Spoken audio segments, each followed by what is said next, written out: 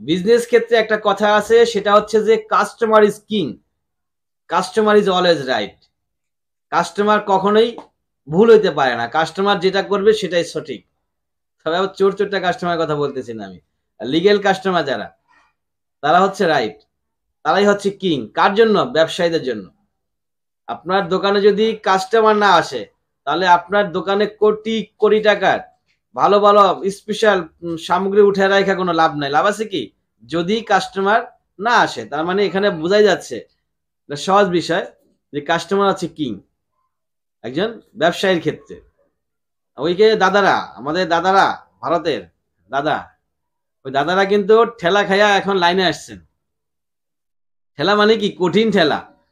বাঙালি তোমরা চিনো নাই বা দাদু, দাদুরা বাঙালি চিনো নাই। বাঙালি কঠিন জিনিস, বাঙালিরা চিনা এত সহজ না।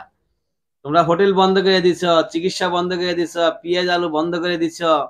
তোমরা ভাবছো পৃথিবীতে একাই তোমরা এগুলার মালিক, আর পৃথিবীতে এগুলা পাওয়া যায় না। হ্যাঁ, এই ধরনের চিন্তা ভাবনা করো না দাদা। শুভেন্দু বাবু আর হচ্ছে ওই যে মলম ব্যবসায়ী, আবার দিদিও দেখলাম মাঝে মাঝে টুকটাক খুচরা কথাবার্তা বললো। এগুলা বইলে কি হইলো? হোটেল ব্যবসায়ীরা পথে বসলো, হোটেল ব্যবসায়ীরা পথে বসলো, চিকিৎসা ব্যবসায়ীরা, ওদেরকে ব্যবসায়ী এখন মনে করেন যে চিকিৎসা তো একটা ব্যবসায়ী, কিন্তু এই ক্ষেত্রে আমরা 2 নম্বর ব্যবসায়ী বলতে পারি। এই চিকিৎসা ক্ষেত্রে 2 নম্বর ব্যবসায়ীরা, হোটেল ক্ষেত্রে 2 নম্বর ব্যবসায়ীরা, এরা এখন পথে বসে এখন ঠেলা খাইছে, ঠেলা খাইয়ে এখন লাইনে আসছে। লাইনে এসে আবার দুঃখিত, সরি বলতেছে। বাহ, কি চমৎকার! তারা সরি বইলে এখন আমাদেরকে চিকিৎসা ক্ষেত্রে 10% ছাড় দিবে। আর হচ্ছে ওই যে হোটেলের ব্যাপারে যে নিষেধাজ্ঞা দিয়েছিল, সে নিষেধাজ্ঞা এখন উঠায় নিচ্ছে। এবং আমরা দেখলাম যে সবাই নরম সুরে কথা বলতেছে, যেটা একটা চিকিৎসকের ধর্ম এরকম হইতে পারে না। সবাই মানে মোটামুটি সফট হয়ে আসছে। কি কারণে? এটাকে বাংলাদেশের এটা একটা বিজয় বলতে হবে।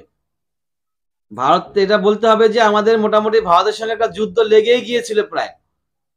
এখন তারা যেহেতু ঠান্ডা হয়ে নীরব হয়ে সবকিছু মেনে নিয়ে পিছু হটতেছে, তার মানে এটা বলতে হবে যেটা বাংলাদেশের একটা বিজয়, আরো একটা স্বাধীন, তাই না? এটা বাংলাদেশে অবশ্যই বিজয়। কারণ ভারত এই হামকি ধুমকি দিয়ে 1 সপ্তাহ টিকতে পারলো না।